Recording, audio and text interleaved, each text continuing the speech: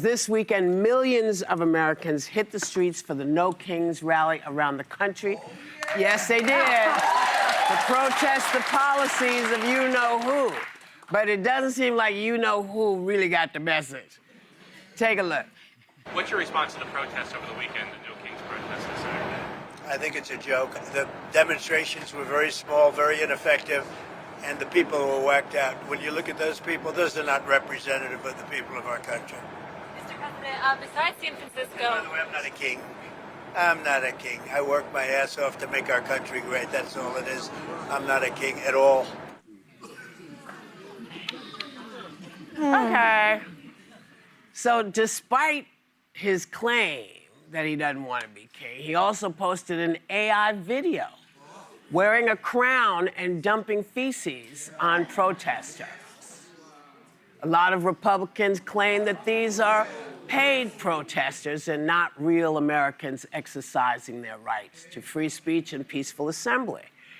7 million people. Nobody paid anybody.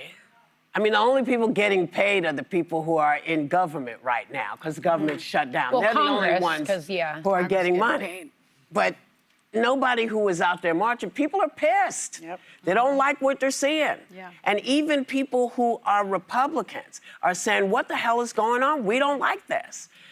So the question, I guess, is, are the rallies going to have an impact, or are both sides just digging in? Well, I was one of the 7 million who went out and protested and marched peacefully this week, and I went to the one here in Manhattan in New York. If I am going to get paid, I need to know where to send the invoice, because I went not to get paid, I went to pay my country back for everything she has given me, for being the place where I found freedom and refuge, and I want to defend those American values. And it feels really good to be in community. Because I think there are so many people that are afraid. And it's a lot easier to speak out when you're not the only voice speaking out. So to feel the strength of numbers, the strength of Americans of all ages, all colors, all creeds, who just want one thing, to defend and stand up for democracy. But we need to channel this energy. All of these protests will mean nothing if we can't organize and channel this energy, not to the streets, not just to the streets, but also to the voting booths. And that's what we've got to do next year. I agree with you. I mean, I think that Trump's reaction to the protests are evidence of the success of the protests, because he's saying it's so, he's very concerned about size, and especially crowd size. And he said it was very small, very, very small. I mean, 7 million people. It's actually the largest protest in modern American history. The largest. That was not tied to a war. Yes. So, that was not tied to a war. But what I was really struck by was how unpresidential he is. I mean, in responding to... That's striking you now? It's not striking me just now, but it was just striking to me that he is using profanity when he is speaking to the press corps, and an AI video of feces on United States citizens. Remember coming from a president. Coming from a president. Now, do you remember tan suit gate, when Obama wore the tan suit? I want to go back to those days. I think we have a clip from The Daily Show. The president came out addressing reporters on Thursday, and he was wearing this tan suit. Tan suit, and how the tan suit made him look unpresidential. Whoever talked him into going into a tan suit, they're so desperate because of these low poll numbers, they're willing to do anything. Tan gate, tan suit. I want to go back to those days when we were concerned. I didn't remember that. Yes, so people were so concerned. I was on Capitol Hill. Republicans, we were very angry about this. Everyone was so angry about how unpresidential it was that Obama wore a tan suit. What part of it? I'm not sure. Yes, there was a tan suit. You've forgotten it because we now all we're desensitized. we've desensitized. But there was a scandal during the Obama years. I didn't pay attention to it. What was he wore a tan suit? He should have worn a dark suit. That wasn't presidential enough. So now we have a president throwing feces on the American public and the Republicans are like, there's nothing to see here. I missed the words. You too? We'll be shocked. I think it's always a good thing when people are civically engaged. I think left, right, or center, if you're showing up, you're peacefully assembling, that's something I applaud.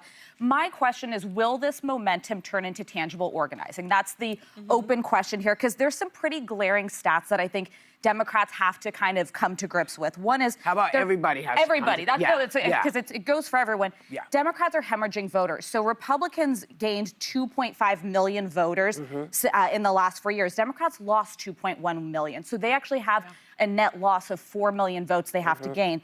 And in California, roughly this year, they've only registered 190 Democrats. 190. What's the age GOP... I don't know, but the GOP got 66,000, which isn't huge.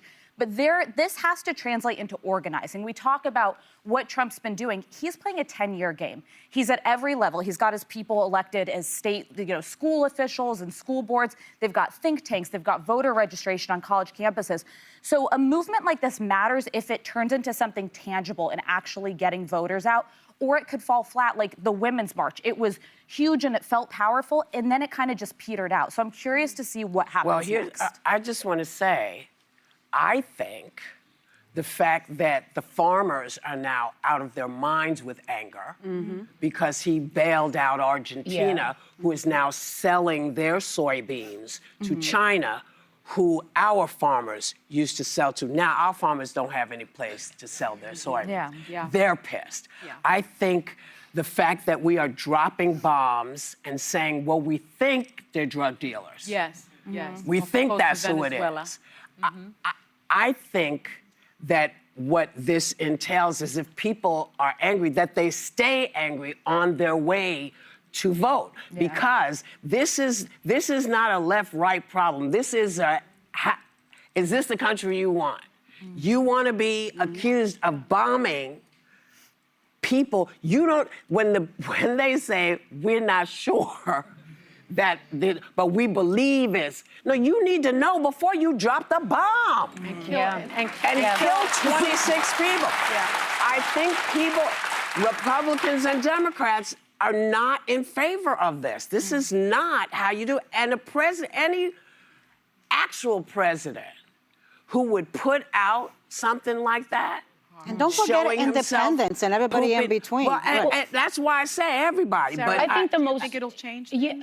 Well, I hope. I think I stand with Alyssa in the sense that they've got to be able to coordinate that, but more importantly right now was the coming together as a community. Because if we're in a divided time where everyone's angry, things are happening where the president in office promised things and the way he's executing them was not how he sold them. So people are starting to feel hopeless, helpless, and struggling with their money and their groceries and their housing.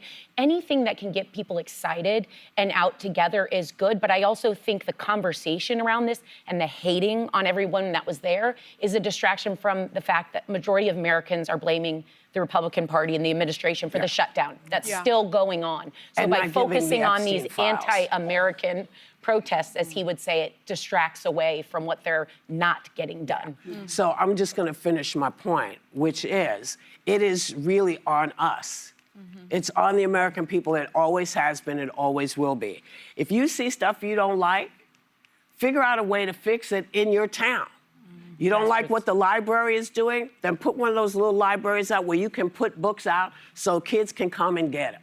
You want them to be able to read Hello, God, It's Me, Margaret? Put it in one of those little things. There are ways for us to combat it. We don't have to spend a lot of money, but it does require that we spend time with each other and figure out how to fix it.